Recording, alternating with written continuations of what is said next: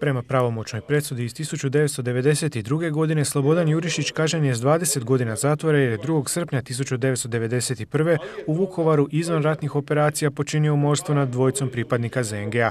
No kazneni postupak protiv Jurišića zbog oružane pobune ovih dana je obustavljen jer je Županijski sud u Osijeku na temelju zahtjeva Državnog odvjetništva na Jurišića primijenio zakon o općem oprostu.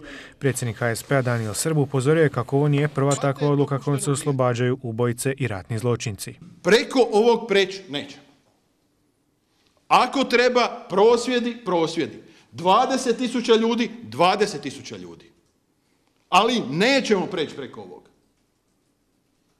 Ima da se ovog trenutka obustave postupci protiv hrvatskih branitelja ili prosvjedi.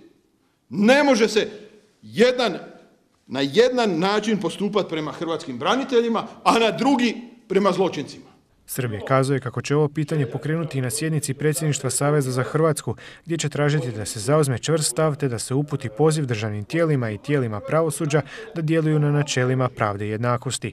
Predsjednik HSP osvrnuo se danas i na aferu automobili te upozorio kako se vlada nakon svih suludih odluka vezanih uz nabavu novih automobila dovela u apsurdnu situaciju da će se svaki trećerazredni zaposlenik javnih poduzeća voziti u boljem automobilu od ministara, a sve to na račun poreznih obveznika. Pa to nema nikakvog smisla.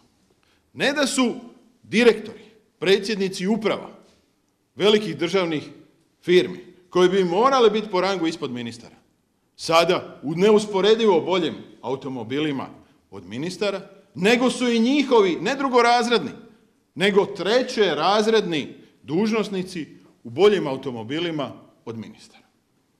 Pa kakvog to ima smisla? Kako bi ukazali na apsurd ove situacije, u HSP-u su pozvali sve građane da svuda po Hrvatskoj fotografiraju automobile u kojima se voze dužnosnici javnih poduzeća, kako bi se fotografije objavile na u tu svrhu otvorenoj stranici na društvenim mrežama.